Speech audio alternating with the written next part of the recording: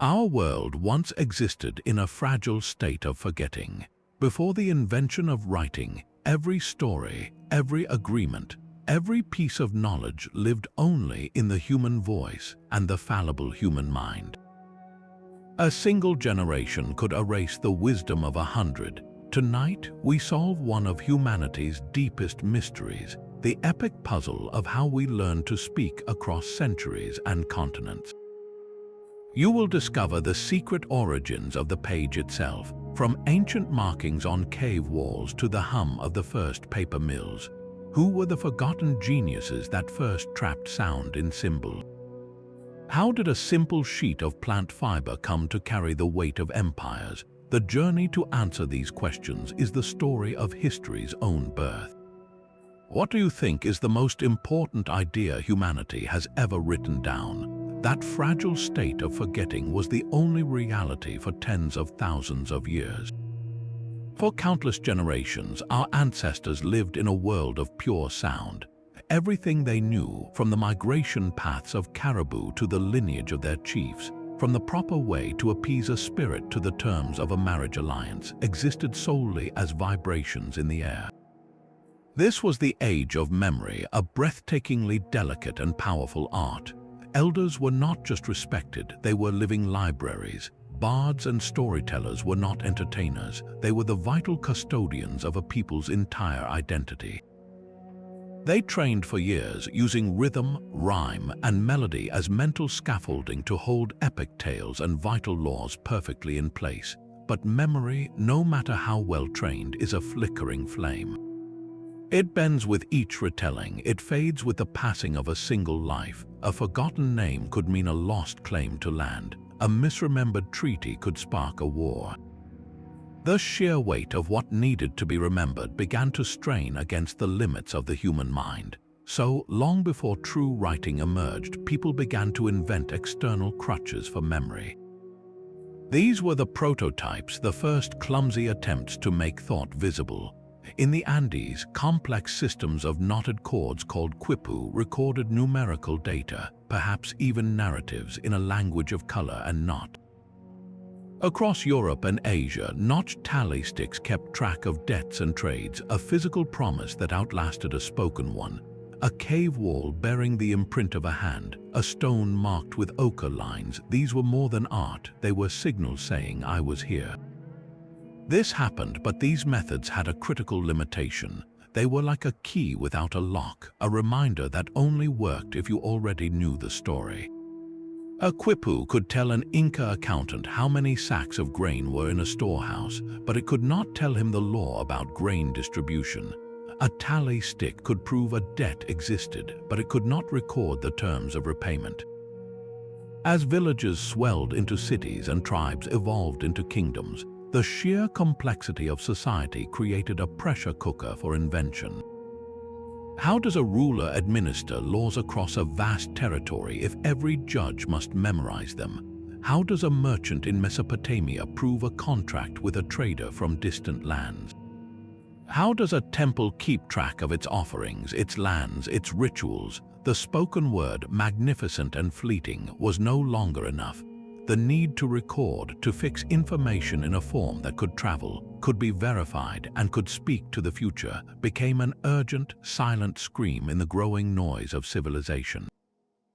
The puzzle was set. The human mind had built a world too big for itself to remember.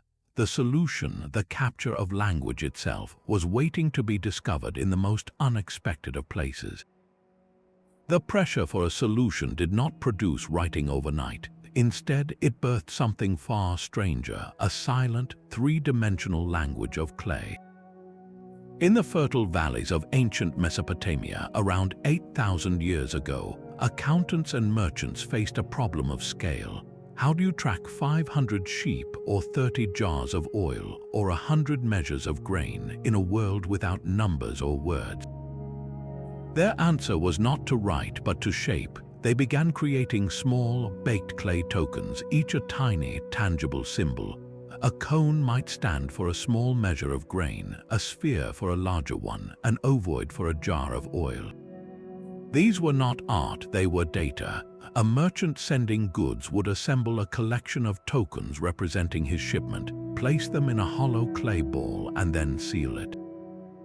This ball, called a bulla, was a contract, a locked clay envelope. The recipient could break it open, count the tokens inside, and confirm the delivery. But what if someone tampered with the seal? The Mesopotamian clerks had a stroke of genius. Before sealing the tokens inside, they would press them into the soft surface of the clay ball. When it dried, the outside bore the imprints of every token within, like a manifest you could read without breaking the seal. Now look at that clay ball covered in markings. It is covered in shapes, in symbols that convey specific information about quantity and commodity. It is not writing, not yet, but it is the ghost of writing pressing against the clay from the inside. Meanwhile, thousands of miles and centuries away, another ghost whispers.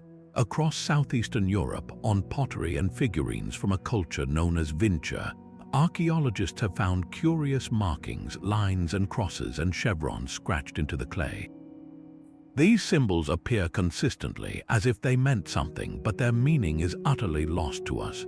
Were they makers' marks, religious signs, or the first stumbling steps toward recording speech? We simply do not know. The Vincha symbols remain one of history's most tantalizing dead ends. Both systems, the Mesopotamian tokens and the enigmatic Vincha marks, represent a profound middle ground. They communicated information, yes, but they did not capture language. A token for a jar of oil could not tell you if the oil was owed, traded, or offered to the gods. A Vincha symbol could not form a sentence. They were like signposts pointing to a general idea, not a recording of the specific words someone spoke. This is the great enigma of proto-writing, a world of sophisticated communication that still lived in the shadow of the spoken word. The leap from representing a thing to representing the sound of the word for that thing, that was the final, monumental barrier. When and how did a simple drawing of an ox stop meaning just an ox and start meaning the sound ox? A sound that could be combined with others to spell the name of a king or the verb to plow. That moment, the birth of true writing, is where our mystery narrows to a single, revolutionary invention. That final, monumental barrier was shattered not by poets or priests, but by accountants in the world's first great city. Around 5,400 years ago, in the sun-baked mud-brick metropolis of Uruk in southern Mesopotamia, the pressure of commerce and administration finally cracked the code. The temple warehouses were overflowing with grain, wool, and oil. The herds of temple-owned livestock numbered in the thousands. The old token system, with its little clay shapes, was buckling under the sheer weight of data. The administrators needed something faster, more precise, and capable of recording not just what things were, but what was happening to them. Their solution began simply enough. Instead of making a three-dimensional token for a sheep, they used a reed stylus to draw a two-dimensional picture of a sheep on a soft clay tablet. This was a pictograph, a direct representation. A jar of oil was a jar, a head of grain was a stalk, but drawing curved lines in wet clay was slow and messy. Efficiency demanded a change. They began pressing the tip of their reed stylus into the clay, leaving a distinctive wedge-shaped impression. A few of these wedges in a certain pattern could stand for that sheep or that jar. Over generations, driven by the need for speed, those detailed pictures simplified and abstracted into pure arrangements of wedges. The sheep pictograph became a cluster of 5 wedges. The sun, once a circle, became a star-like pattern. This was cuneiform, from the Latin for wedge-shaped. But here is the real revolution, the moment true writing was born. One day, a clever scribe faced a dilemma. How do you write the name of a person which has no physical form to draw? They made an audacious leap. They took the sign for a tangible thing, like an arrow, which in the Sumerian language was pronounced Tai. They then used that Tai sign not to mean an arrow, but to represent that syllable sound wherever it appeared in a word. Suddenly, with this principle of phonetics, the invisible world of spoken language could be pinned to the clay. Names of kings, complex verbs, abstract ideas like justice or freedom, all of it could now be recorded. The implications were earth-shaking. A contract for the sale of a field was no longer a promise between two people. It was an immutable fact that could be presented to a judge years later. The laws of a king, like the famous Code of Hammurabi, could be inscribed on a towering stone stele for all to see and obey, creating a consistent rule of law across an empire. For the first time in human history, a story or a prayer was no longer a performance that vanished into the air. It was an object. It could be stored, copied, and sent across distances. It could speak to someone unborn. Writing had created a permanent memory for civilization itself, one that would not forget. Yet, for all its power, cuneiform had a profound limitation. Its medium was the earth itself, heavy, fragile, and difficult to transport. The written word was now alive, but it was still anchored in place, waiting for a lighter, more versatile companion to truly set it free. That written word, anchored in heavy clay, demanded a new kind of human to wield it. In the bustling cities of Mesopotamia, a figure emerged from the shadows of the temple and palace, holding a reed stylus instead of a spear. This was the scribe, the secret keeper, and for centuries, literacy was not a common skill but a form of arcane power, as guarded and potent as any royal treasure. To become a scribe was to embark on a grueling journey. Young boys, almost exclusively from wealthy or noble families, were sent to the Adaba, the tablet house, a school that was part monastery, part boot camp. Discipline was severe. One surviving student's tablet reads, "I was late to school and the teacher caned me." Their days were consumed by the meticulous art of wedge making.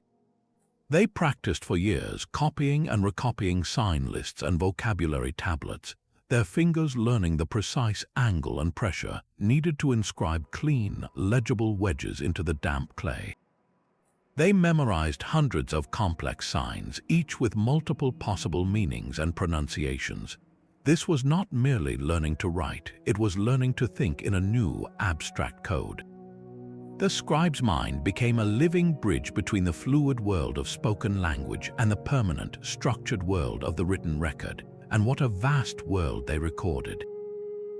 The same hand that meticulously tallied the delivery of 56 goats to the royal kitchens might, in the afternoon, inscribe a line from the Epic of Gilgamesh, humanity's oldest surviving great story.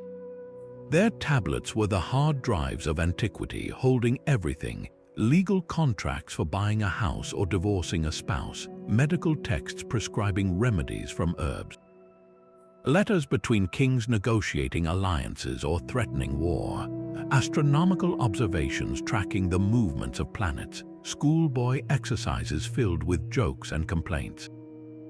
This immense range reveals a profound truth. Writing did not begin to create literature, it began to run an economy. Literature, like Gilgamesh's quest for immortality, was almost a glorious byproduct. The real power of the scribe was administrative, and it fundamentally reshaped society. Before writing, a ruler's authority extended only as far as his voice could travel or his agents could reliably memorize his command. With an army of scribes, a king like Hammurabi could project his will across hundreds of miles. Decrees could be copied and sent to governors in distant cities. Tax rolls could be standardized, ensuring every village paid its share. Most famously, laws could be codified, carved in stone for all to see. Hammurabi's code, with its stark declarations of an eye for an eye, was not just about justice, it was about consistency. It announced that the law was no longer a matter of a local elder's memory or whim. It was a fixed, written truth emanating from the king himself. This centralized power, enabling the management of resources and people on an unprecedented scale, was the engine that built and sustained empires. Yet this power was deliberately concentrated. Literacy was a closely guarded mystery, a skill that ensured the scribe's elite status and indispensability. To control writing was to control memory, law, and communication, the very nervous system of the state. The scribe, hunched over his tablet, was thus one of the most powerful people in the ancient world, a quiet bureaucrat whose wedge-shaped marks could command armies, allocate wealth, and send a hero's story echoing down 3,000 years. But for all its sophistication, cuneiform had a rival brewing in a different river valley, a system born not from accounting, but perhaps from artistry, one that would use a brush instead of a stylus. While Mesopotamian scribes pressed wedges into clay, along the Nile another script flowed from a different source entirely. To the ancient Egyptians, writing was not a tool of commerce first, but a sacred gift. They called their script Medu Netja, the words of the gods. These were hieroglyphs, a breathtakingly beautiful and complex system carved into temple walls and painted inside royal tombs. Unlike the abstract wedges of cuneiform, hieroglyphs were miniature works of art. A careful eye could recognize a bird, a hand, a wave of water, or a folded cloth. But this beauty concealed a formidable puzzle. Hieroglyphs operated on multiple levels at once. Some signs were logograms representing an entire word or idea, like a circle with a dot for the sun, or the image of a seated man for the word elder. Others were phonetic, representing consonant sounds, much like the syllables in cuneiform. An owl glyph stood for the M sound, a basket for the K sound. And then came a third, brilliant layer, the determinative. This was a silent sign placed at the end of a word to clarify its meaning category. After writing the phonetic signs for a word like nefer, which could mean good, beautiful, or happy, a scribe would add a determinative, perhaps the glyph of a woman with a hand to her mouth if it meant beautiful, or a man dancing if it meant happy. It was a built-in context clue, a fail-safe against misunderstanding carved in stone. This intricate, sacred script was perfect for eternity, for addressing the gods and immortalizing pharaohs. But it was painfully slow to carve. For the daily business of running a kingdom, scribes needed speed. So they developed a flowing, cursive script called hieratic, written with a brush and ink on a far more portable surface, papyrus. Hieratic was the practical twin of hieroglyphs, a simplified version used for letters, administrative records, and literature. It allowed the voice of the state to move with the current of the Nile. For over 3,000 years, these scripts recorded the entire epic of ancient Egypt, from tax receipts to the profound wisdom in the Book of the Dead. Then a great silence fell. As Egypt's power waned and its temples were abandoned, the knowledge of how to read the words of the gods vanished. Hieroglyphs became just mysterious pictures, a beautiful but locked door to a lost civilization. For centuries, scholars tried and failed to pick the lock, believing the symbols were purely mystical, each one hiding a secret philosophical truth. The real breakthrough would not come until the 19th century, with the discovery of the Rosetta Stone and the brilliant, obsessive work of a young French linguist named Jean-François Champollion. That, however, is a detective story for another time. For now, we stand before these elegant glyphs, understanding that while Mesopotamia gave writing to the hands of administrators, Egypt first gave it to the soul, framing it as a divine power to converse with eternity. Yet both systems shared a common constraint. Their mediums, clay and papyrus, were bound to their regions of origin. The next great leap would require a material that was truly universal, durable, and humble enough to carry writing to every corner of the world. The papyrus reed changed everything. Growing in dense, green thickets along the banks of the Nile, this tall, triangular-stemmed plant seemed ordinary. But in the hands of Egyptian craftsmen, it became a technological marvel, the first true paper. The process was a secret art, passed down through generations in workshops that likely smelled of fresh river water and drying fiber. Workers would harvest the tall reeds and cut away the tough outer rind to reveal the soft, white pith inside. This pith was then sliced into thin, vertical strips. These strips were laid side by side on a hard, wet surface, forming a horizontal layer. A second layer of strips was then placed directly on top, but running perpendicular, creating a crosshatch pattern. The sheet was then pounded with mallets pressed under heavy stones and left to dry in the hot sun. The magic happened during this pressing. The plant's own natural starches acted as a glue, fusing the two layers into a single, strong, flexible sheet. Once dry, the rough sheet was polished smooth with a stone or a shell, ready to receive the scribe's brush and ink. Compared to a heavy, breakable clay tablet, papyrus was a revelation. It was astonishingly light. A single scroll, made by gluing many sheets end to end, could hold an entire epic poem or a year's worth of tax records for a district and be carried under one arm. This portability unleashed the written word. Bureaucracy became fluid. A governor in Thebes could send a detailed report to the pharaoh in Memphis, rolled up and sealed, traveling by boat down the Nile in days. Literature could be copied and shared, moving beyond the walls of the temple. The famous tale of Sinew, an adventure story of an Egyptian courtier in exile, likely spread through the kingdom on such scrolls, read aloud in homes and courtyards. Papyrus turned writing from a stationary monument into a moving messenger. Its value was immense, and its production was a closely guarded state secret, a monopoly controlled by the pharaoh.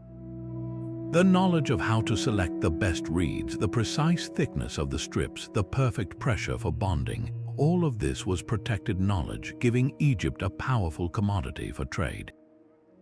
Papyrus scrolls became prized exports throughout the Mediterranean, carrying Egyptian ideas, Greek philosophy, and Roman law across the known world.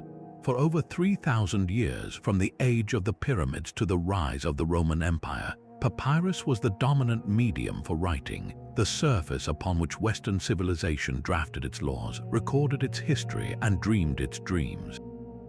Yet papyrus had its own fragility. It was vulnerable to damp, to mold, and to fire. It was also tied to one single plant from one single river. The next chapter in the story of writing would require a material that was even more versatile, more durable, and could be made anywhere, freeing knowledge from the geography of the Nile. That material was waiting, not in a river, but in the husks of a humble plant and the rags of discarded cloth. Far from the Nile and the Tigris, a third great civilization rose with a voice we can no longer hear. In the sprawling, meticulously planned cities of the Indus Valley, like Mohenjo-Daro and Harappa, people thrived over 4,000 years ago. They built sophisticated drainage systems, standardized weights for trade, and crafted objects of stunning beauty. Among their most captivating artifacts are thousands of small, square stone seals, each one a miniature masterpiece. Carved with exquisite skill, they depict powerful animals like unicorns and bulls and mysterious hybrid creatures. But it is the line of symbols etched above these images that holds the real puzzle. This is the Indus script, a writing system that has stubbornly guarded its secrets for millennia. The inscriptions are short, usually just 5 or 6 characters, and they appear on seals, pottery, and copper tablets. The symbols themselves are elegant and varied, featuring human-like figures, geometric shapes, and stylized animals. We have the text, but we have lost the key to its language completely. Was this script a tool for administration like cuneiform? Each seal is unique, suggesting they may have been used to stamp clay on bundles of goods, marking ownership in a vast trade network that stretched to Mesopotamia. Or were the symbols religious, encoding the names of deities or magical phrases? The brevity of the inscriptions argues against lengthy narratives or legal codes. The central problem for decipherment is profound. We have no Rosetta Stone for the Indus Valley, no bilingual text that can bridge the gap between their symbols and a known language. Furthermore, we do not know for certain what language the Indus people even spoke.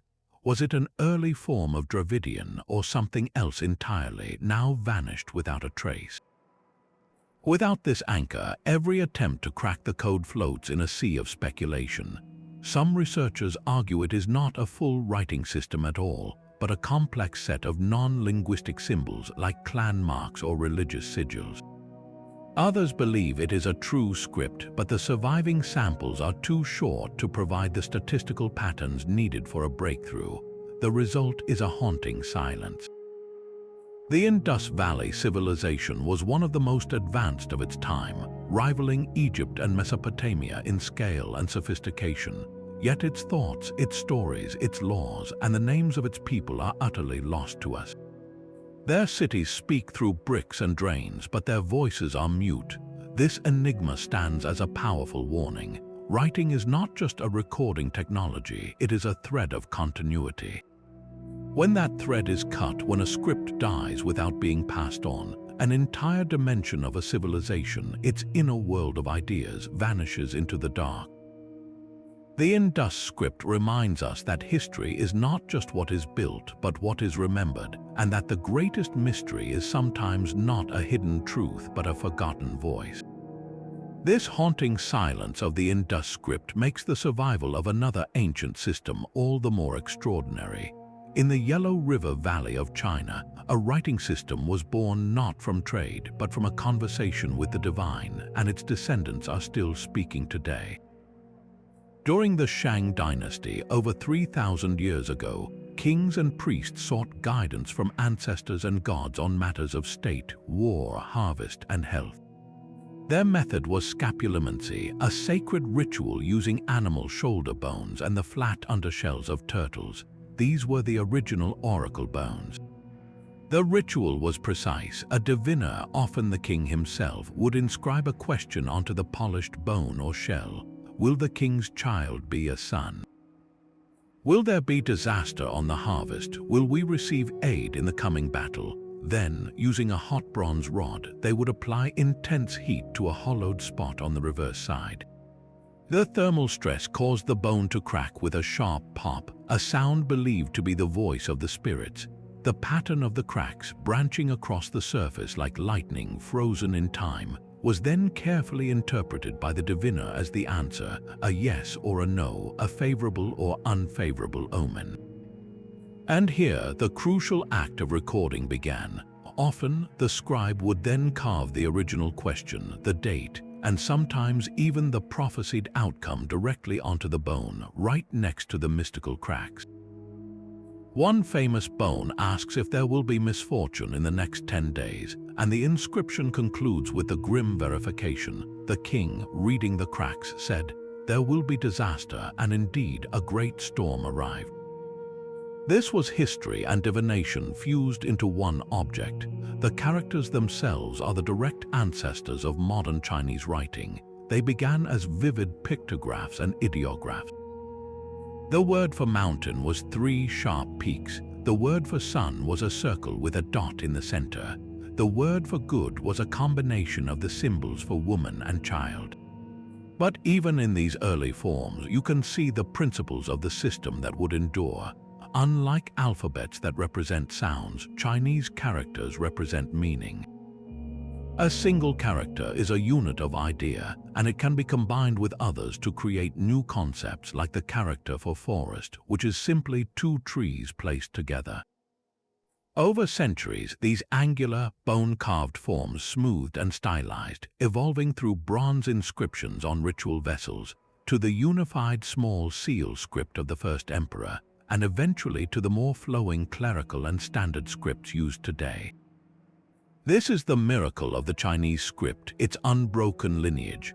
While cuneiform fell silent and hieroglyphs were forgotten, the characters on the oracle bones are recognizably the great-great-grandparents of the characters on a street sign in Shanghai or a newspaper in Beijing. It represents the world's oldest continuously used writing system, a living bridge stretching back to the very moment a Shang diviner studied a crack in a turtle shell and decided to carve the question into eternity.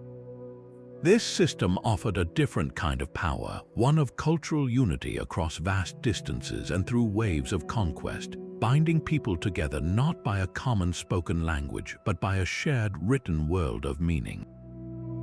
Yet, for all its resilience, it remained a system of immense complexity, requiring years of mastery. The quest for a simpler, more democratic way to capture sound would ignite a revolution far to the west. That miracle of unbroken meaning in China required a lifetime to master. Meanwhile, a different kind of genius was at work in the dust of a distant desert, one that would strip writing down to its bare bones and in doing so open the gates of literacy to the world. The breakthrough was not born in a royal court or a temple, but in the brutal, sun-scorched mines of the Sinai Peninsula. Here, around 4,000 years ago, Semitic-speaking laborers from Canaan toiled under Egyptian overseers, hacking turquoise from the rock. They were surrounded by the imposing hieroglyphs of their masters, a script of immense power and even greater complexity. For these workers, it was a beautiful but locked door. Their own languages had no writing, and the hundreds of Egyptian signs were an impossible burden to learn. Yet necessity, as always, is the mother of invention. Somewhere in that stark landscape, an unknown genius, or perhaps a group of them, had a flash of insight. They looked at a hieroglyph, but they did not see its Egyptian meaning. They saw a shape and they heard a sound from their own tongue. This was the birth of the acrophonic principle, the secret key to the alphabet. They took a simple hieroglyph like the one for an ox head. In Egyptian, this sign meant an ox, but in their own Semitic language, the word for ox was aleph. So they borrowed the picture, but instead of letting it mean the whole animal, they let it stand for just the first sound of the word, the glottal stop at the beginning of aleph. That ox head became the letter A. They did it again with a hieroglyph for a house. The Semitic word for house was Beth. The house picture now became the letter B. A water wave, Mem, became M. A door, Daleth, became D. This was a cryptographic leap of staggering simplicity. They were no longer drawing ideas, they were capturing consonants. The system they created is known to scholars as Proto-Sinaitic script, and its inscriptions, scratched onto rock faces and small statues in the mines, are few, fragmentary, and breathtakingly important. Each sign is a crude, simplified version of an Egyptian hieroglyph, repurposed for a completely new task. It was a script of practical rebellion, a way for a marginalized group to make the powerful tool of writing their own. The genius lay in its radical reduction. Where cuneiform used hundreds of signs and Egyptian hieroglyphs used many hundreds more, this new system needed only about 24. It ignored vowels entirely, focusing on the consonant skeleton of words, which was enough for a native speaker to understand. This made it astonishingly easy to learn compared to the monumental efforts required for other systems. A merchant could learn it in weeks, not years. A soldier could scratch his name on a piece of pottery. The power of recorded language was suddenly no longer chained to a priestly class or a lifetime of study. This humble desert script was the ancestor of them all. Over centuries it traveled. It evolved through Canaanite and Phoenician hands, the shapes smoothing and turning as they were written with ink on papyrus. The Phoenicians, master traders of the Mediterranean, became the great distributors of this technology. Their alphabet, with its clean, linear letters, spread to ports across the ancient world. When the Greeks encountered it, they made one final, crucial adaptation. They took some of the consonant signs that represented sounds not used in Greek and repurposed them for vowel sounds, creating the first true alphabet with both consonants and vowels, the direct ancestor of the one you are reading right now. Every A, B, and M on this page can trace its lineage back to that ox head in the Sinai desert, a symbol chosen not by a king but by a miner who needed to be heard. The alphabet did not just record language, it democratized it, turning the written word from a monument into a tool and setting the stage for a world where knowledge could, one day, belong to everyone. That miner's ox head was about to go to sea. The true power of the alphabet was unleashed not by an empire's decree, but by the relentless pragmatism of Phoenician merchants. From their bustling port cities of Tyre, Sidon, and Byblos, these master traders built a commercial network that stretched from the cedars of Lebanon to the tin mines of Britain. Their ships, loaded with vivid purple dye, fine glassware, and prized cedar wood, became the unwitting carriers of a revolution. For a merchant closing a deal on a foreign dock, speed and clarity were everything. The complex scripts of Egypt and Mesopotamia were useless here. They took too long to learn and were tied to specific languages. What the Phoenicians needed was a simple, portable, and efficient tool for their own record-keeping, contracts, and cargo manifests. The streamlined, consonant-only alphabet they had inherited and refined was perfect for the job. With just around 24 signs to memorize, a young trader could achieve basic literacy in a matter of weeks, not the years required for a scribble education. It was the ultimate business technology, fast, functional, and universally applicable within their own trading circles. As their ships sailed from port to port, the alphabet sailed with them, not as a cultural export, but as a practical tool seen in use. Neighboring peoples who traded with the Phoenicians quickly recognized its utility. The Hebrews, for instance, adopted and adapted this script, using it to record their sacred texts, ultimately giving us the Hebrew alphabet. To the north, the Arameans, another Semitic people famed as merchants and administrators, embraced it too. Their version became so widespread across the Near East that it eventually supplanted cuneiform as the lingua franca of diplomacy and trade, even used in parts of the Persian Empire. The alphabet proved to be as adaptable as it was simple. Each culture that encountered it could tweak the letter shapes and sounds to fit their own language, all while keeping the core revolutionary principle intact, that a small set of symbols could represent the basic sounds of speech. But the Phoenician alphabet's most fateful voyage was westward, across the wine-dark sea to the rocky coasts and islands of Greece. There, it would meet a language with a very different sound, and a culture poised to transform this tool of commerce into the engine of a new kind of thought.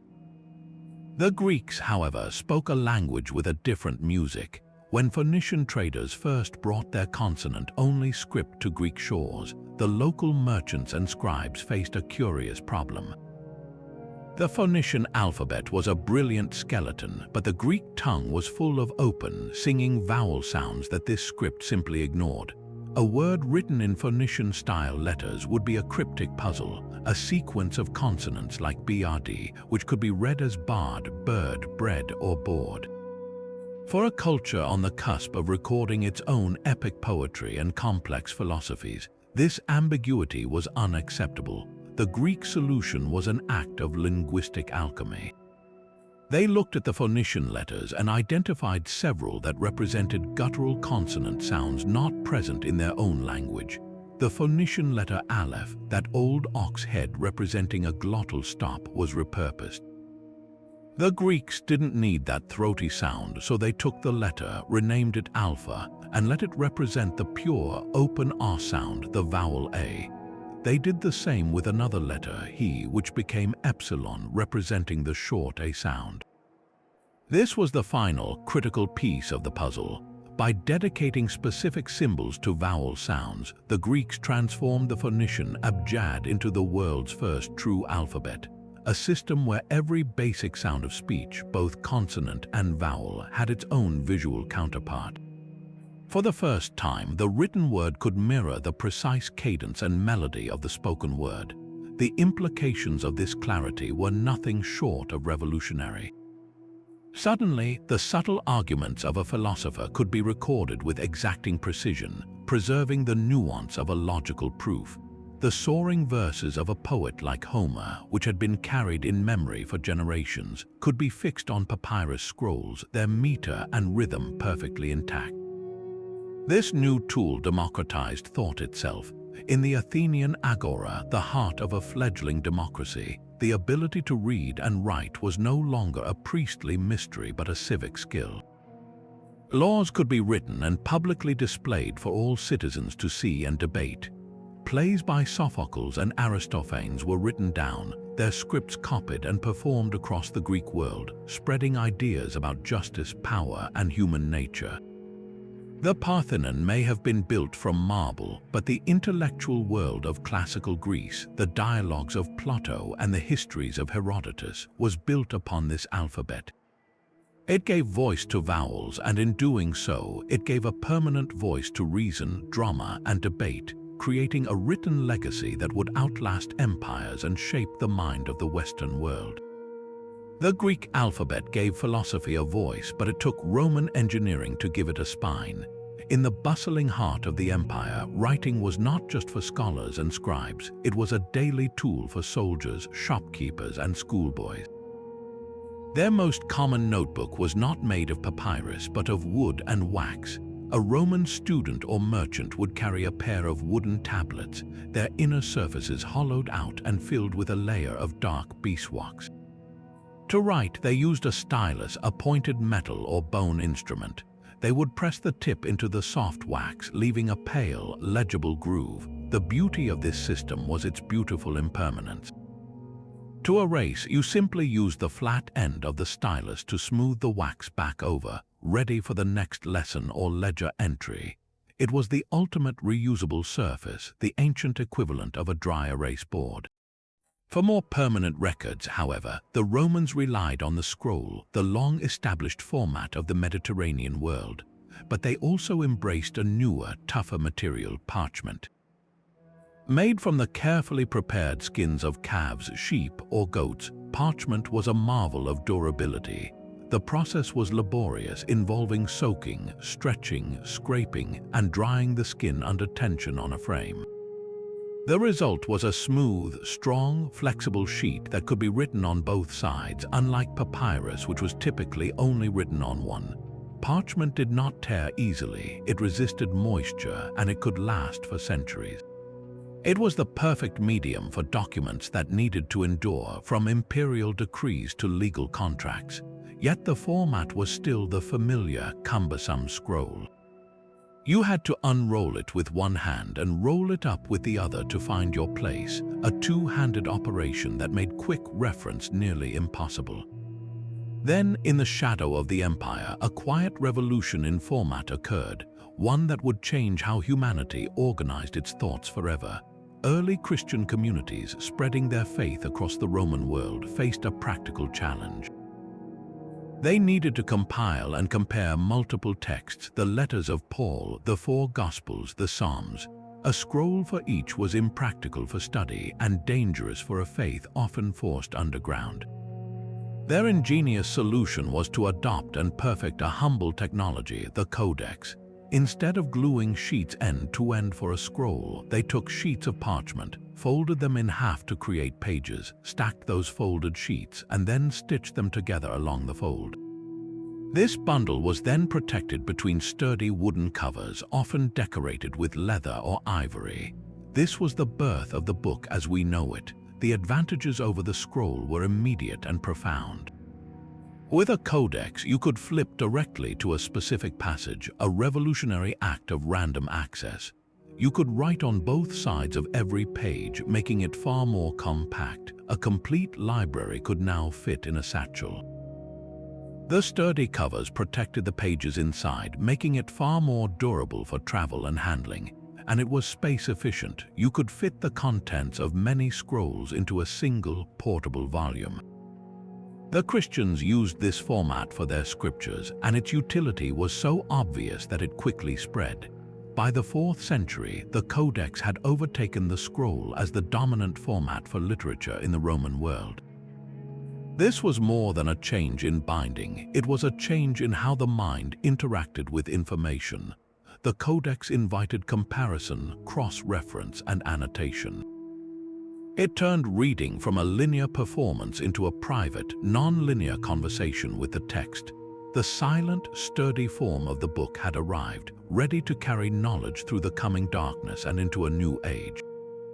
While the Codex organized thought, the roads of the world were busy carrying entire scripts from one civilization to another. Across the vast, shimmering network of trade routes we call the Silk Road, camels did not just bear silk and spices, they carried alphabets and holy words in their saddlebags. Here, writing revealed its true power as a cultural bridge, a living entity that could be adopted, adapted, and reborn to serve new voices and new faiths. One script in particular became the linguistic workhorse of empires, Aramaic. originally the tongue of a nomadic people from Syria. Its simple, elegant alphabet was adopted by the sprawling Achaemenid Persian Empire as its official language of administration. Persian officials found it far more efficient than the cumbersome cuneiform of Mesopotamia. From the royal court, Aramaic scribes fanned out across the empire from the borders of India to the coasts of Egypt.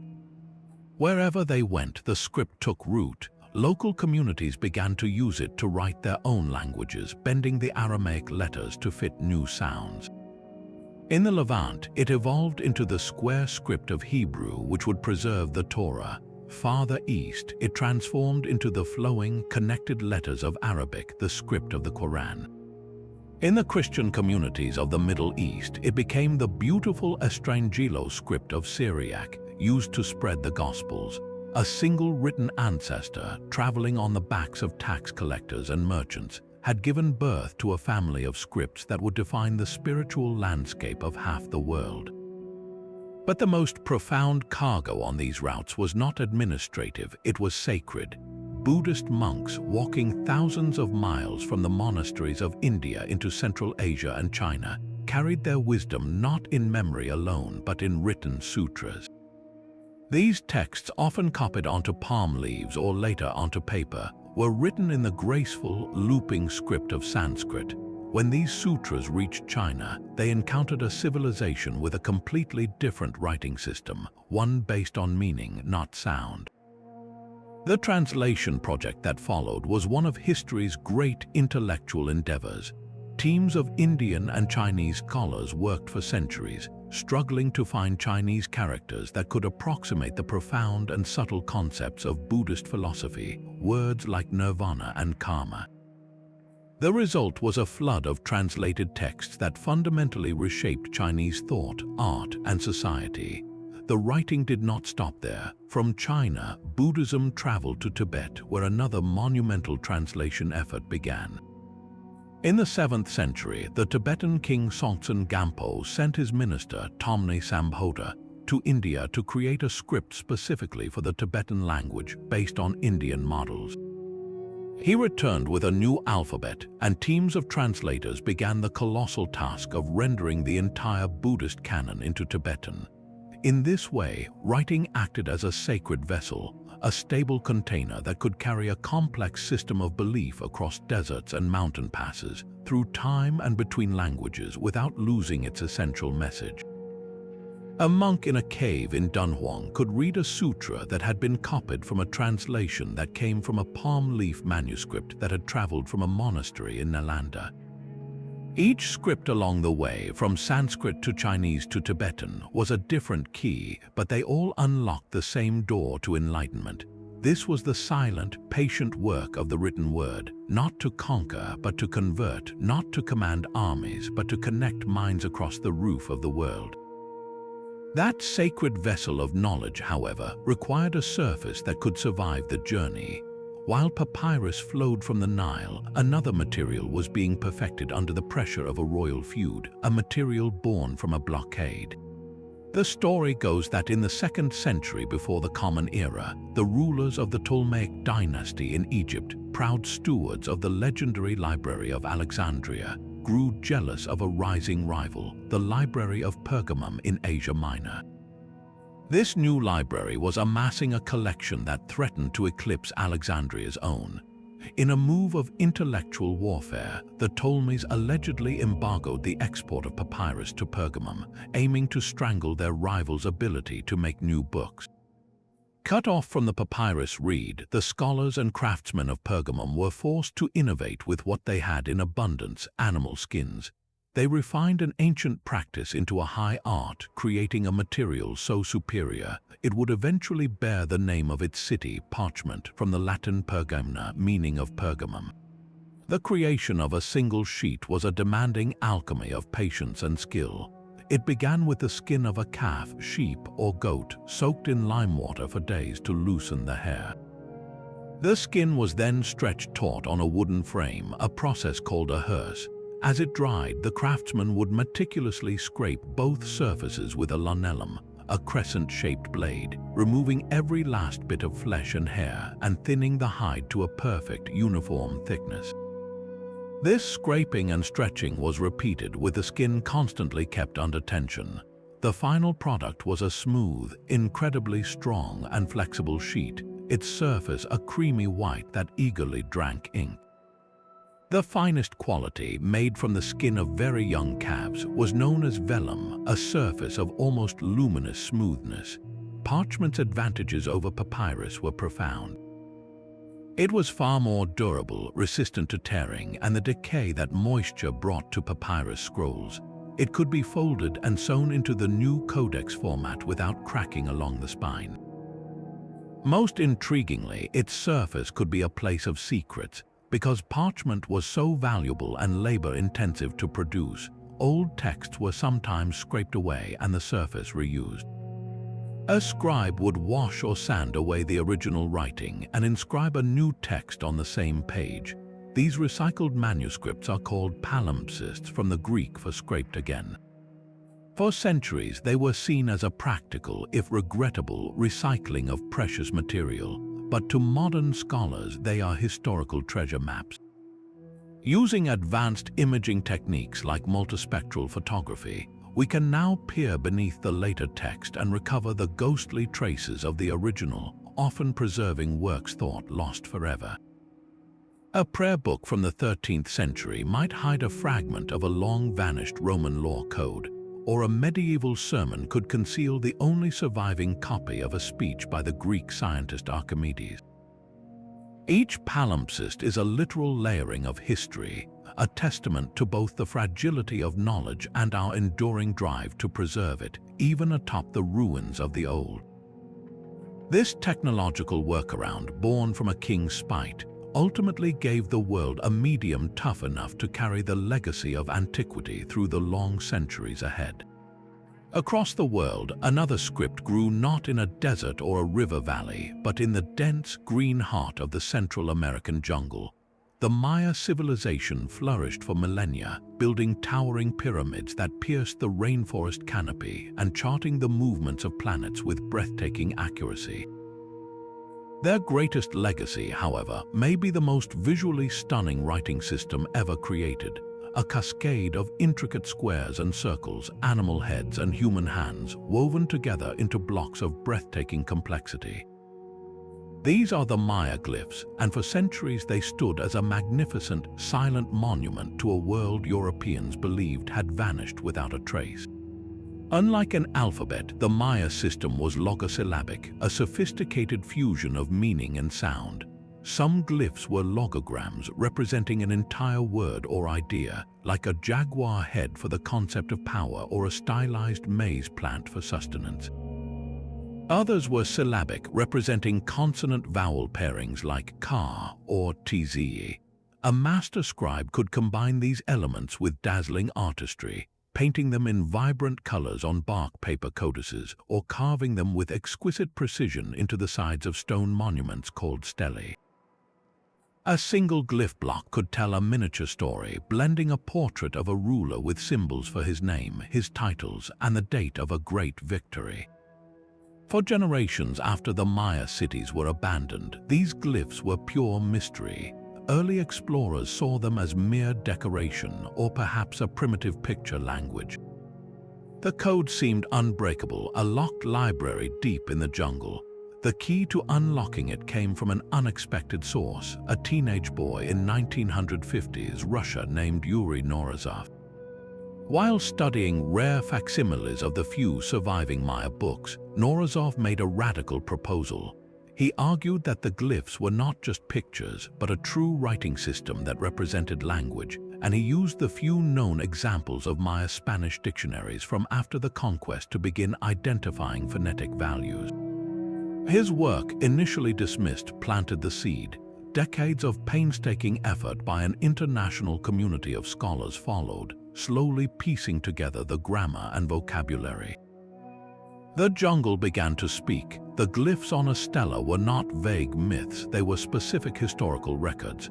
They named kings like Pakal the Great of Palenque, detailing his long reign and his magnificent tomb. They recorded exact dates of battles, alliances, and royal ascensions, tied to an incredibly precise calendar that tracked time over millions of years. They documented celestial events like the transit of Venus, proving their astronomy was recorded history, not just prophecy. This decipherment was one of the great intellectual detective stories of the 20th century, a recovery of an entire civilization's voice. Yet this voice is tragically fragmented. In the 16th century, Spanish friars, seeking to destroy pagan belief, systematically gathered and burned hundreds, perhaps thousands, of Maya bark paper books. Only 4 pre-Columbian codices are known to have survived this cultural firestorm, a tiny, charred remnant of a vast written tradition. Each glyph we can now read is a victory against that ancient act of oblivion, a recovered sentence from a library that once held untold volumes of history, poetry, and science. The Maya glyphs stand as a testament to a unique genius and a sobering reminder of how fragile the thread of written memory can be, even when carved in stone. The Maya codices were ash, but across an ocean, other books were being born in the quietest of places. As the political order of Rome crumbled into a mosaic of warring kingdoms, the great public libraries vanished, their scrolls decaying or burning. The light of classical learning, it seemed, was flickering out. Yet in remote, windswept corners of Europe, a new kind of fortress for knowledge was being built, not of stone for soldiers, but of parchment and ink for the soul. These were the monasteries, and within their cold stone walls, in rooms called scriptoria, a silent, sacred rescue mission was underway. Here, Benedictine monks took a vow of stability, of staying in one place, and their labor became the anchor for civilization itself. Their task was transcription, the manual copying of texts, word by painstaking word, onto sheets of precious parchment. A monk might spend a year or more on a single book, his world reduced to the slant of light from a high window, the scrape of his quill, and the sacred words flowing from an ancient manuscript into a new one. He worked in utter silence, broken only by the turning of a page or the soft sound of a knife trimming a pen. A mistake was not simply erased, it was carefully scraped from the parchment with a knife, a physical act of correction that mirrored the spiritual focus of the work. This was not mere duplication, it was an act of devotion. Each copied text was a thread pulled from the tapestry of the past and deliberately woven into the future. But what were they saving? The core of their work was naturally the Bible, psalters, and liturgical works. Yet mixed in with these were the very texts that the new Christian world might have been expected to discard, the pagan classics. Works by the Roman poet Virgil, the philosophy of Plato and Aristotle, the natural histories of Pliny the Elder, the geometry of Euclid. Why preserve these? Some monks saw wisdom as a single light from God, regardless of its earthly source. A classical text on logic could sharpen the mind for theological debate. A Roman manual on agriculture could help feed the monastery, so they copied them, often adding a small prayer in the margin, a Christian frame for a pagan thought. And then they made them beautiful. In the hands of master illuminators, the page transformed into a window to heaven. Using pigments ground from minerals, plants, and even precious stones, they painted intricate initials that blossomed into vines, animals, and biblical scenes. Gold leaf was applied, catching the candlelight and making the very words seem divine. A gospel book was not just read, it was venerated as a physical embodiment of the sacred. This artistic flourish served a deeper purpose. In a largely illiterate world, these images preached, they taught, they inspired awe, making the book a central object of power and mystery. The mystery we are left with is one of fragile contingency. The survival of Cicero's speeches or the poems of Ovid through this period hinged on a breathtakingly thin chain of transmission. It required that a single copy of a Roman text survived the chaos of the empire's collapse, that it found its way to a monastery library, that a monk chose to copy it, that his copy survived damp, fire, and Viking raids, only to be copied again decades later. For many works, we possess only a handful of manuscripts, all tracing back to one lonely copy made in a cold scriptorium in the 8th or 9th century. Without that monk's dedicated hand, that text would have vanished from the earth as completely as the lost plays of Sophocles or the histories of the Maya. The scriptorium was a lighthouse in a very dark age, its steady beam not searching the sea but scanning the past, deliberately choosing what would be remembered.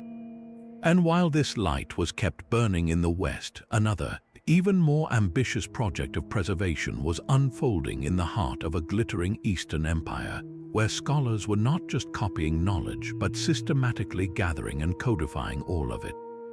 That quiet rescue in the scriptorium was possible because of a surface far more precious than parchment.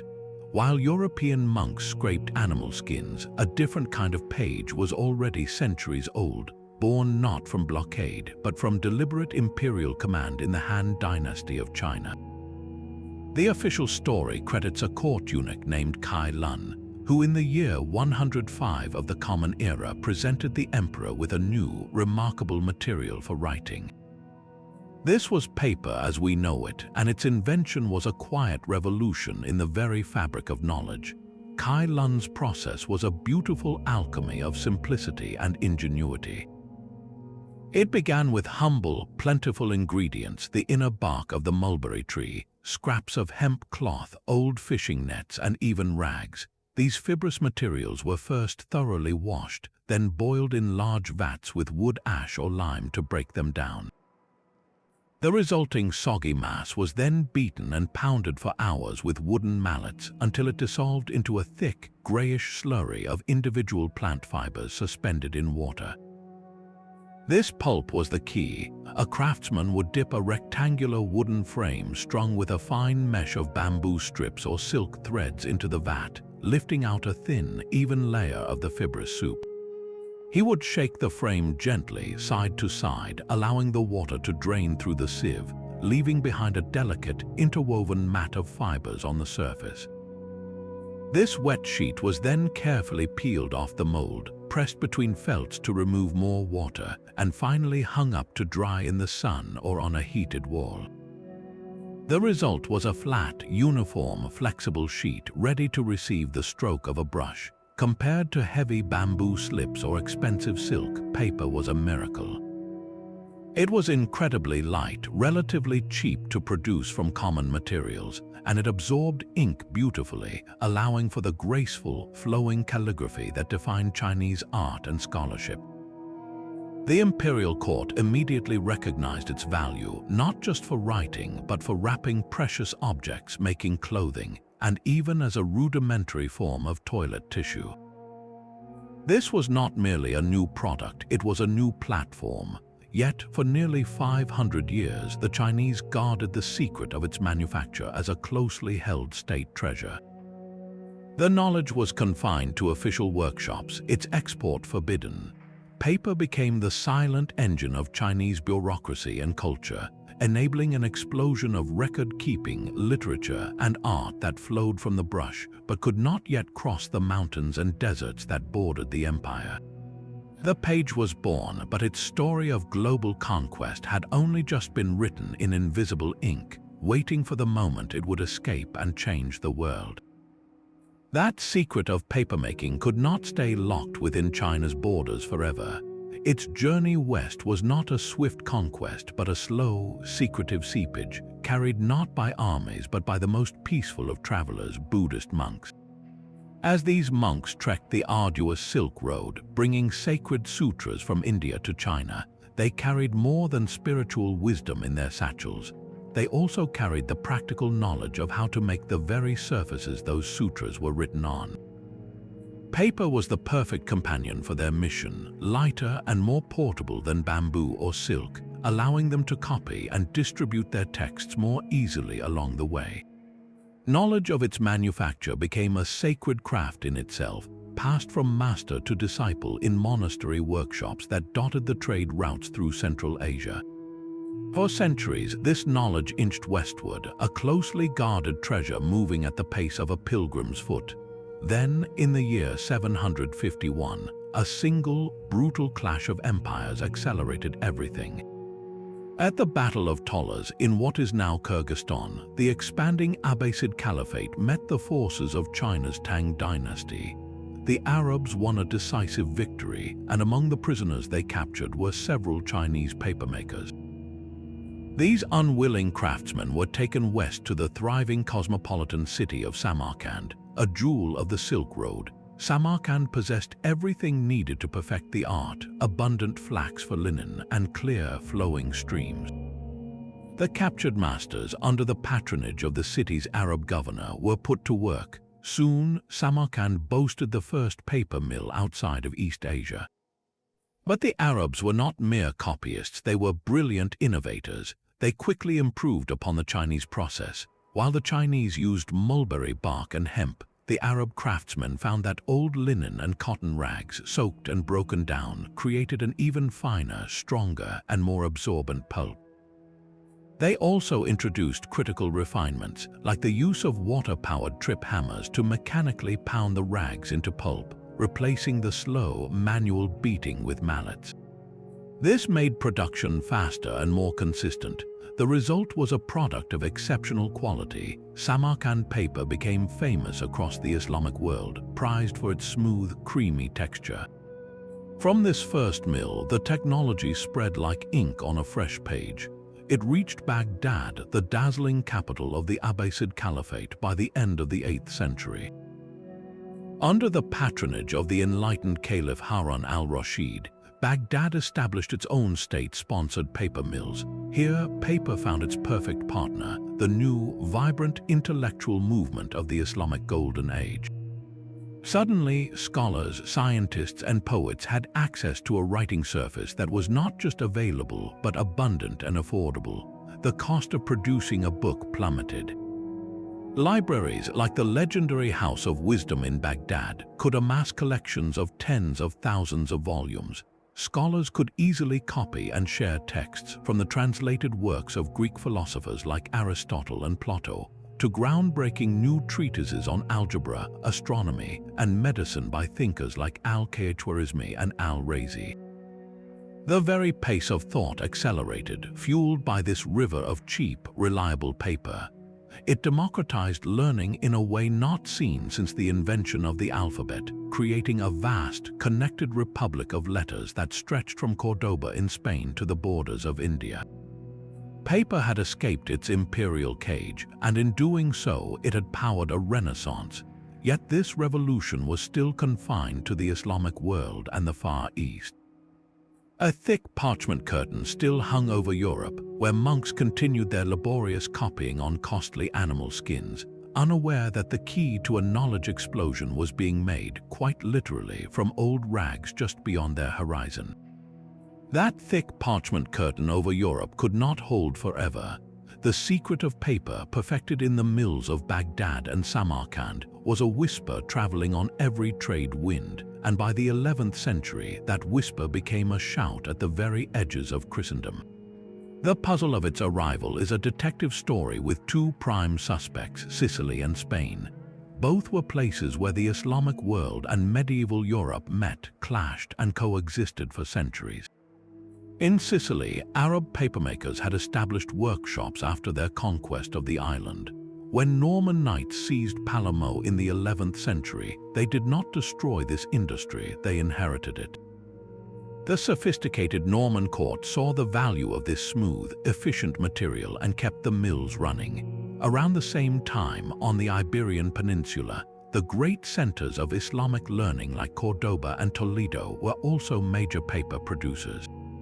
As the Christian kingdom slowly pushed south in the long campaign known as the Reconquista, they too captured cities with functioning paper mills. The first certain evidence of paper made in Christian Europe comes from the town of Zativa, near Valencia, in the 1150s. So, did paper arrive as a technology of conquest or as a prize of conquest? The truth is likely both. It seeped across porous borders through trade and diplomacy long before armies shifted, and then it was seized, studied, and replicated as a tool of the new rulers. For European scribes accustomed to the rugged, creamy surface of parchment, This new material must have seemed shockingly flimsy, yet undeniably practical. Paper was the enemy of tradition. The established powers, particularly the church, were deeply suspicious. Parchment made from the skin of a lamb carried a symbolic weight of purity and permanence suitable for the word of God. Paper made from mashed-up rags and old nets felt common, transient, even slightly blasphemous. For important documents like royal charters or illuminated Bibles, parchment remained the gold standard for centuries. But outside the monastery walls, a new hunger for writing was growing, a hunger parchment could never satisfy. In the bustling market towns, merchants needed to keep ledgers, draft contracts, and send letters. Their calculations were not for eternity, they were for next week's shipment of wool or wine. In the new universities springing up in cities like Bologna and Paris, hundreds of students needed copies of legal texts and philosophical commentaries. A single parchment volume of Aristotle's works could cost a small fortune, the equivalent of a farmer's yearly income. Paper cut that cost to a fraction. Bureaucracy, too, was expanding. Kings and popes needed to administer larger territories, issuing more decrees, keeping more tax records. The sheer volume of writing required by commerce, education, and government created an economic pressure that the old system could not withstand. Paper was the answer. It was demand from below, not decree from above, that finally broke the parchment monopoly. By the 13th century, paper mills were spreading through Italy, and by the 14th they reached France and Germany. The stage was now set, but the actors were not yet in place. Europe had the cheap, abundant page. What it lacked was a fast, reliable way to fill millions of those pages with identical text.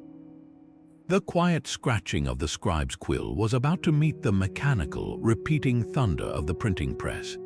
The quiet scratching of the quill had built a civilization, one precious book at a time. But by the 15th century, that civilization was straining against its own limits. In the scriptoriums of Europe, the air was still thick with the scent of ink and the soft rasp of parchment. A single Bible, the kind that took a team of monks over a year to copy and illuminate, was worth a fortune, often equal to the price of a large house or a vineyard. Books were not just rare, they were treasures, locked in monastery and university libraries, accessible only to the very wealthy or the ordained. Knowledge itself was a form of currency, and its supply was kept artificially, painstakingly low by the sheer physical labor of its production. Every letter, every word, every page was the product of a single human hand moving at the speed of a single human life. The hunger for books, however, was exploding. A new class of merchants, lawyers, and students craved texts, from law codes and religious pamphlets to the rediscovered works of ancient Greece and Rome. The old system was a bottleneck, and the pressure for a solution was immense. Into this world stepped a man from Mainz, Johannes Gutenberg, a goldsmith and entrepreneur. He was less a lone dreamer and more a practical engineer, a solver of a complex manufacturing puzzle. The question was not how to write, but how to manufacture writing, how to produce text with the consistency and speed of a workshop, not a monastery. His genius was not a single invention, but a system, a brilliant assembly of existing technologies into something entirely new. He needed a way to make individual letters that were perfectly identical, durable, and could be arranged and rearranged. His goldsmith skill gave him the answer: metal movable type. He crafted steel punches for each letter, used them to stamp matrices into softer copper, and then cast the actual type pieces from a molten alloy of lead, tin, and antimony in those molds. The result was a font of countless, identical little metal mirrors of the alphabet. Next, he needed an ink that would stick to metal and transfer cleanly to the page. The water-based inks used by scribes would simply bead up, so he developed an oil-based ink, thick and viscous, made from linseed oil and lampblack. Finally, he needed a way to press the ink type firmly and evenly onto the surface.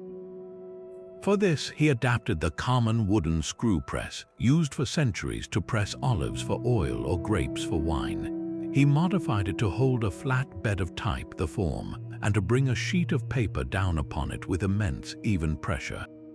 But this entire elegant system had one non-negotiable prerequisite: a raw material that was cheap, uniform, and abundant enough to absorb this new mechanical output. Parchment, with its irregular surface and tremendous cost, would have bankrupted the process before it began. The press demanded paper. The arrival of paper mills across Europe in the preceding centuries was the silent, essential partner to Gutenberg's loud, mechanical genius. Paper provided the blank, endless stream of sheets that made mass production not just possible but profitable. The scriptorium, with its sacred silence and singular art, was about to meet the press with its rhythmic clatter and industrial ambition. It was a clash between the world of the unique artifact and the world of the identical copy, and the outcome would shatter the old economy of knowledge forever. Gutenberg's press was a machine of breathtaking potential, but it was a machine that demanded to be fed. Its appetite was not for ink or lead, but for surface, for thousands upon thousands of identical blank sheets. Parchment, the noble medium of the scriptorium, could never satisfy that hunger. To understand why, picture the production of a single, magnificent parchment Bible. It began not with a scribe, but with a shepherd. Each large, clean sheet required the skin of a calf, sheep, or goat. For a complete Bible of around 1,200 pages, you would need the hides of roughly 300 animals, an entire flock dedicated to a single book. The process of curing, scraping, and stretching each skin was a weeks-long craft. The result was a material of sublime durability, but also staggering cost and limited, irregular supply. A Gutenberg Bible printed on parchment would have been a financial absurdity, a triumph of engineering bankrupted by its own raw material. The press needed a page that could be manufactured as systematically as the type that would stamp it. It needed paper. Here, the slow, centuries-long migration of papermaking from China through the Islamic world and into Europe proved to be history's greatest preparation. By the 1400s, a network of water-powered paper mills dotted the riverways of Italy, France, and Germany. Their raw material was not flocks of sheep, but bales of discarded linen and cotton rags, the worn-out shirts, undergarments, and sailcloth of everyday life. This rag pulp, beaten by mechanical hammers and formed on wire screens, could produce reams of uniform, affordable sheets at a pace parchment makers could scarcely comprehend. The economics were transformative. While a parchment Bible represented the wealth of a monastery or a king, a paper copy became something a prosperous merchant or a university library could actually afford. This existing infrastructure of rag and mill was the silent, essential partner to Gutenberg's loud invention. The press mechanized the act of writing, but paper mechanized the act of providing something to write upon. One gave writing a megaphone, a way to shout the same words 1,000 times over. The other provided the vast, cheap, empty stadium in which that voice could echo. Without paper, the printing press would have been a fascinating curiosity, a clockwork genius with nothing to say. With it, the first great information revolution truly began as the metal teeth of the press bit down not on precious skin, but on the democratized pulp of common cloth and began to print the modern world. The rhythmic clatter of the press was the sound of authority cracking. For centuries, the Church had been the ultimate curator of truth, its scribes controlling the production and interpretation of sacred texts. A printed page, however, could not be controlled like a monk in a scriptorium. When Martin Luther nailed his 95 Theses to the church door in Wittenberg in 1517, it was an act of protest. But when those arguments were captured by the printing press, they became a wildfire. Luther's pamphlets, written not in scholarly Latin but in the robust German of the streets, spread across Europe in weeks, not years. For the first time, a theological debate exploded beyond the university and into the public square. the most revolutionary act was the translation of the Bible itself into vernacular languages. Suddenly, a farmer or a shopkeeper could, if they learned to read, encounter scripture without a priest as the intermediary. This direct access to the Word of God shattered the Church's intellectual monopoly and ignited the Protestant Reformation, a movement powered not by armies but by pamphlets.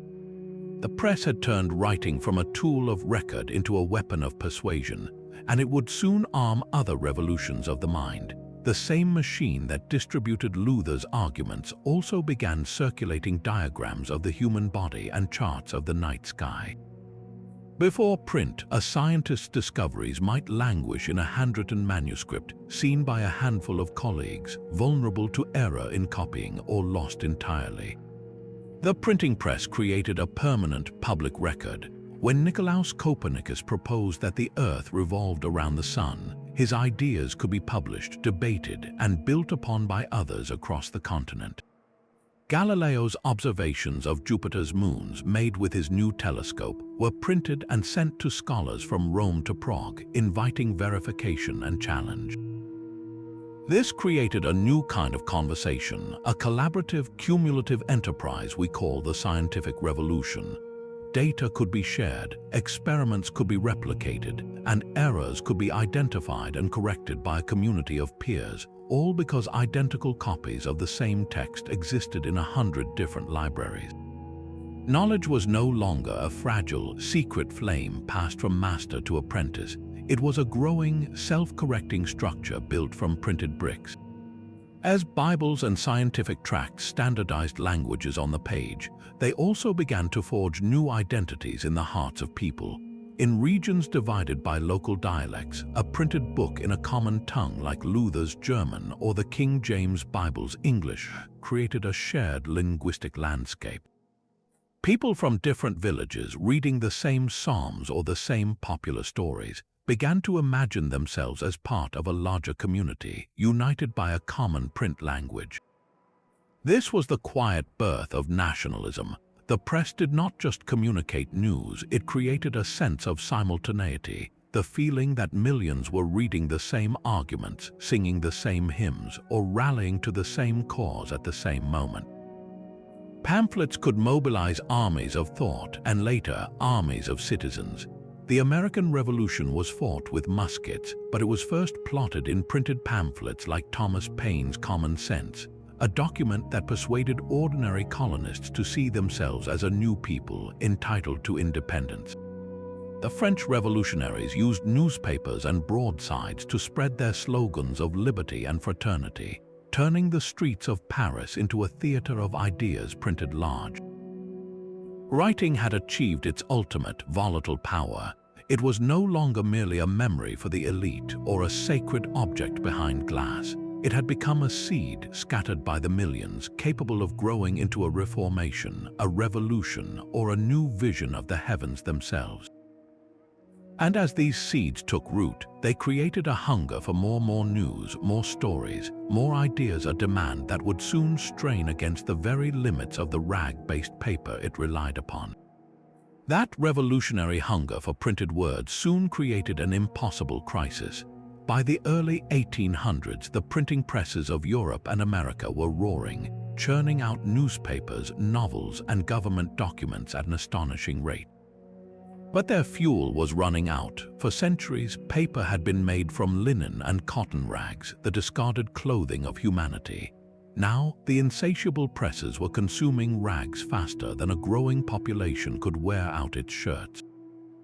A severe rag famine gripped the industry. Rag prices skyrocketed. Paper mills scoured the countryside, offering bounties for old sails, bedding, even mummy wrappings imported from Egypt.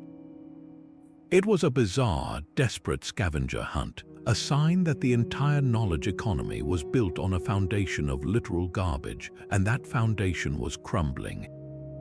The world was drowning in information but starving for the material to record it on. The solution would not come from better scavenging, but from looking past the laundry basket and into the forest. The first breakthrough was mechanical, a machine that could make paper not in single sheets, but in a continuous, endless roll. In 1803, brothers Henry and Seeley Fordrinier, English stationers, financed the development of a revolutionary device based on a French design. The Fordrinier machine was a marvel of industrial choreography. At one end, a constant stream of watery pulp, still made from rags, was poured onto a moving belt of fine wire mesh. As the belt shook and sped along, water drained away and the fibers began to knit together into a coherent web.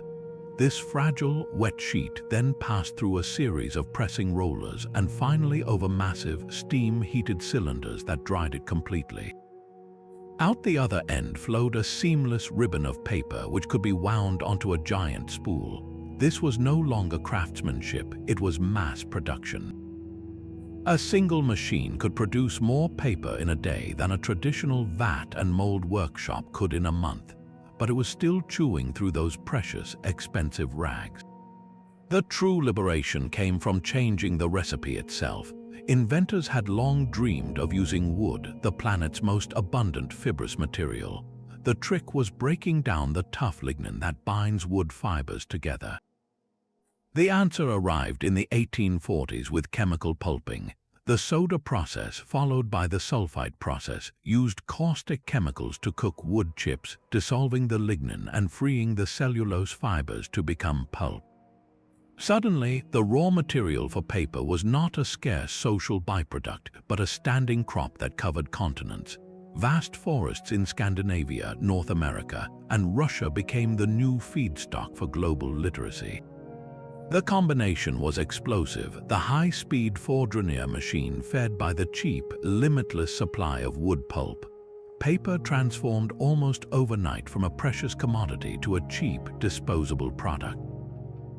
The price plummeted, the social consequences were immediate and profound. The daily newspaper, once a luxury for the wealthy, became a penny paper for the masses. People could now afford to read about events that had happened just yesterday, creating a shared sense of the present. The serialized novel, like those by Charles Dickens, unfolded in cheap installments, making gripping stories accessible to shopgirls and clerks and creating the first true mass culture.